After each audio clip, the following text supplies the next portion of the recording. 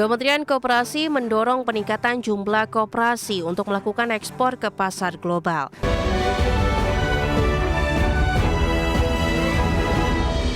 Masih bersama kami pemirsa, Kementerian Koperasi terus mendorong peningkatan jumlah koperasi untuk melakukan ekspor ke pasar global baik secara langsung maupun bersinergi dengan berbagai entitas usaha. Ya, salah satunya dengan mendorong koperasi yang sudah berorientasi ekspor untuk masuk ke dalam ekosistem Koperasi Desa Kelurahan Merah Putih. Kementerian Koperasi mendorong peningkatan jumlah koperasi untuk melakukan ekspor ke pasar global. Salah satunya dengan mendorong koperasi yang sudah berorientasi ekspor untuk masuk ke dalam ekosistem Koperasi Desa Kelurahan Merah Putih. Dalam gelaran apresiasi Top 50 Koperasi dan UKM Ekspor Award 2026, Menteri Koperasi Ferry Juliantono mengajak seluruh koperasi existing untuk bersinergi memperkuat ekosistem dari Koperasi Desa Kelurahan Merah Putih. Terlebih saat ini pemerintah menargetkan 30.000 Kopdes Merah Putih rampung pada Maret mendatang sehingga memperluas pasar yang tak hanya dimanfaatkan di dalam negeri melainkan juga ekspor. Penghargaan kepada 50 koperasi dan UMKM yang sudah berhasil menembus pasar ekspor. Dan bersama dengan Majalah Peluang ini akan kita jadikan event rutin untuk mendorong dan memberi semangat kepada koperasi-koperasi yang sudah ekspor. Jadi kita koperasi bisa top ya. Sementara itu, penggiat koperasi Irsyad Mukhtar menilai koperasi dan UKM memiliki peran strategis dalam meningkatkan pendapatan negara melalui aktivitas ekspor, baik secara langsung maupun melalui sinergi dengan berbagai entitas usaha. Pemerintah memberikan support sehingga koperasi yang sudah ada, kenapa enggak gabungkan sepanjang memang tata kelola, manajemen, ya, fair dalam pengelolaannya, maka itu akan bisa seperti Jati Mulyo yang di Jember. Sudah ekspor 40.000 ton kopi ke Mesir. Tapi ini nggak ujuk-ujuk, mereka memang sudah melakukan proyek-proyek ekspor. Dengan bergabung dengan KDKMP yang notabene didukung pemerintah, mereka jauh lebih mudah.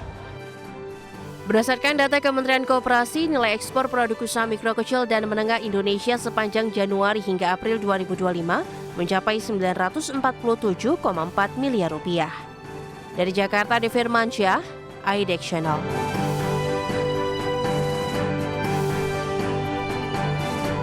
Satuan Tugas Percepatan Rehabilitasi dan Rekonstruksi Pasca Bencana Wilayah Sumatera melaporkan progres pemulihan yang signifikan.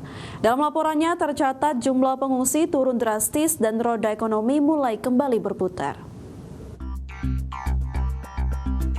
Ketua Satuan Tugas Percepatan Rehabilitasi dan Rekonstruksi Pasca Bencana Wilayah Sumatera, Tito Karnavian, memaparkan perkembangan terkini penanganan bencana di Provinsi Aceh, Sumatera Utara, dan Sumatera Barat. Berdasarkan data Posko Satgas per 10 Februari 2026, jumlah pengungsi yang sempat mencapai lebih dari 2 juta orang kini menyusut menjadi 74.000 orang.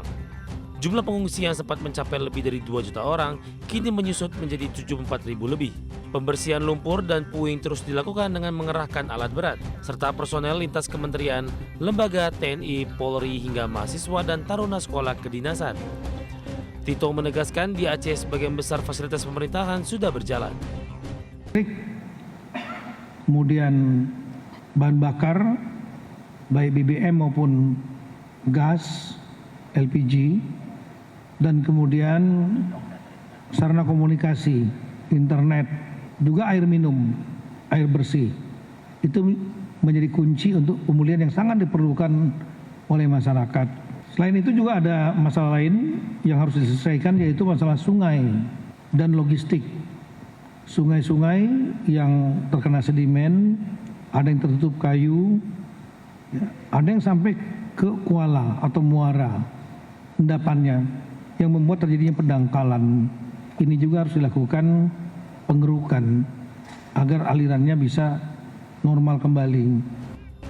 Satgas menargetkan percepatan administrasi dan teknis agar pembangunan hunian tetap serta penyaluran dana tunggu hunian dapat segera ditingkatkan. Pemerintah menegaskan seluruh upaya dilakukan untuk memastikan masyarakat terdampak dapat segera kembali beraktivitas dan memulihkan kehidupan mereka. Dari Jakarta, Berliana Mileni, Iriansyah, Tim Liputan IDEX Channel. Pemirsa, anggota Komisi 5 DPR RI Syarif Abdullah Al-Qadri menegaskan pentingnya penguatan program bantuan stimulan perumahan swadaya sebagai jawaban atas kebutuhan dasar masyarakat berpenghasilan rendah, khususnya bagi dalam upaya mengurangi rumah tidak layak huni dan kawasan kumuh. Menurut Syarif, BSPS merupakan program yang sejak lama menjadi harapan masyarakat. Ia menilai keberlanjutan dan penguatan BSPS sangat strategis karena berdampak langsung pada kualitas hidup masyarakat. Selain penguatan BSPS, Syarif juga menyoroti pentingnya antisipasi relokasi permukiman di wilayah-wilayah rawan bencana dan terdampak perubahan lingkungan, khususnya di daerah pesisir. Mudah-mudahan tidak lagi ada rumah-rumah yang kumuh. Dan ini tentu menjadi harapan kita, karena itu akan nanti mempengaruhi, Pak, berkaitan dengan pengurangan stunting dan lain-lainnya. Yang kedua, saya kira berkaitan dengan masalah ini, sekarang itu juga yang perlu menjadi diantisipasi berkaitan dengan program merelokasi, Pak. Banyak daerah-daerah itu yang terdampak. Kalau di tempat kami itu, terutama di daerah-daerah di pinggiran pantai itu banyak yang pemukimannya sudah terancam. Dan ini termasuk bagian masyarakat yang memang di bawah garis kemiskinan. Pemirsa, Menteri Usaha Mikro, Kecil dan Menengah atau UMKM Maman Abdurrahman menyebutkan pemerintah tengah menyiapkan aturan untuk perlindungan dan peningkatan daya saing terhadap para pelaku UMKM di seluruh Indonesia dari impor barang-barang ilegal. Maman menyebut aturan tersebut nantinya akan melibatkan sejumlah kementerian, mulai dari Kementerian Perdagangan, Kementerian Perindustrian hingga Kementerian Keuangan. Meski demikian, Maman belum menyebutkan kapan aturan ini rampung untuk melindungi UMKM dari serbuan produk impor murah. Saya hanya kasih sedikit bocoran dulu. Kami dari Kementerian UMKM bersama-sama dengan kementerian lainnya sedang mempersiapkan beberapa aturan mekanisme untuk memberikan perlindungan dan peningkatan daya saing. Jadi kata kuncinya adalah perlindungan dan peningkatan daya saing. Jadi saya tidak mau masuk ke dalam konteks dagangnya, harga marketing fee, harga cost pelayanan segala macam, saya nggak masuk di situ. Kami Kementerian UMKM akan masuk dalam konteks perlindungan kepada usaha mikro, kecil, dan peningkatan. Pemirsa, kita ke informasi mancanegara.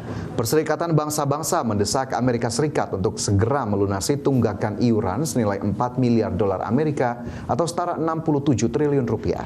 Ya, krisis anggaran ini mengancam operasional Badan Dunia tersebut yang diprediksi akan kehabisan dana pada Juli mendatang. Perserikatan Bangsa-Bangsa mendesak Amerika Serikat untuk segera melunasi tunggakan iuran senilai 4 miliar dolar Amerika Serikat atau setara 67 triliun rupiah. Sekretaris Jenderal PBB Antonio Guterres melayangkan peringatan keras terkait kondisi finansial Badan Dunia yang kini berada di titik kritis, di mana Amerika Serikat dilaporkan memiliki tunggakan sebesar 2,2 miliar dolar untuk anggaran operasional reguler, serta 1,8 miliar dolar untuk misi penjaga perdamaian di berbagai belahan dunia. Dalam suratnya kepada negara anggota, Guterres menyebut jika pembayaran tidak segera dilakukan, dana operasional PBB diprediksi akan habis total pada bulan Juli tahun ini. Tekanan keuangan ini terjadi seiring kebijakan luar negeri pemerintahan Presiden Donald Trump yang memilih untuk menahan kontribusi finansialnya. Tercatat Amerika Serikat tidak membayar iuran sepeser pun sepanjang tahun 2025 lalu. Selain menunggak iuran, pemerintahan Trump juga telah menarik diri dari sejumlah organisasi di bawah naungan PBB, termasuk Organisasi Kesehatan Dunia atau WHO. Langkah ini pun memicu kekhawatiran global akan melemahnya peran diplomasi multilateral dalam menangani krisis internasional. Merespon desakan tersebut, misi Amerika Serikat untuk PBB menyatakan bahwa Washington berencana melakukan pembayaran awal dalam beberapa minggu ke depan, meski jumlah pastinya masih dalam tahap pembahasan. Juru bicara PBB Stephen Dujarric menegaskan bahwa pihak Sekjen telah berkomunikasi dengan sejumlah pejabat tinggi Amerika Serikat guna memastikan kepastian waktu dan besaran dana yang akan disetorkan. Adapun komitmen pembayaran ini dinilai sangat krusial demi menjaga keberlangsungan misi kemanusiaan dan perdamaian di seluruh dunia. Berbagai sumber IDX Channel.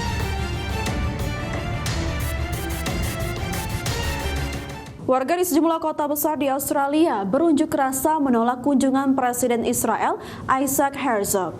Massa memprotes tindakan Israel yang terus menyerang wilayah Gaza dan menyebut Herzog sebagai penjahat perang. Kunjungan kenegaraan Presiden Israel Isaac Herzog ke Australia telah memicu gelombang unjuk rasa pro-Palestina di berbagai kota besar seperti Sydney, Melbourne, dan Canberra. Herzog berkunjung ke Australia atas undangan Perdana Menteri Anthony Albanese serta komunitas Yahudi setempat. Herzog dijadwalkan berkunjung ke Australia hingga 12 Februari mendatang. Pengunjuk rasa menolak kehadiran Isaac Herzog yang dianggap bertanggung jawab atas kebijakan serangan dan pendudukan Israel di wilayah Gaza. October 7, we have seen mass starvation, death, killing, rape by Israeli soldiers and on Palestinians. Kunjungan Herzog terjadi setelah gencatan senjata menghentikan serangan Israel yang dimulai pada Oktober 2023 yang telah menewaskan lebih dari 72.000 warga Palestina dan melukai lebih dari 171.000 lainnya serta menghancurkan sekitar 90% infrastruktur Gaza.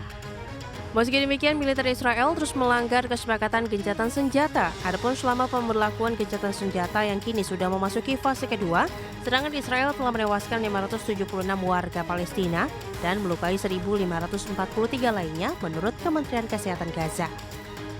Berbagai sumber, iDex Channel.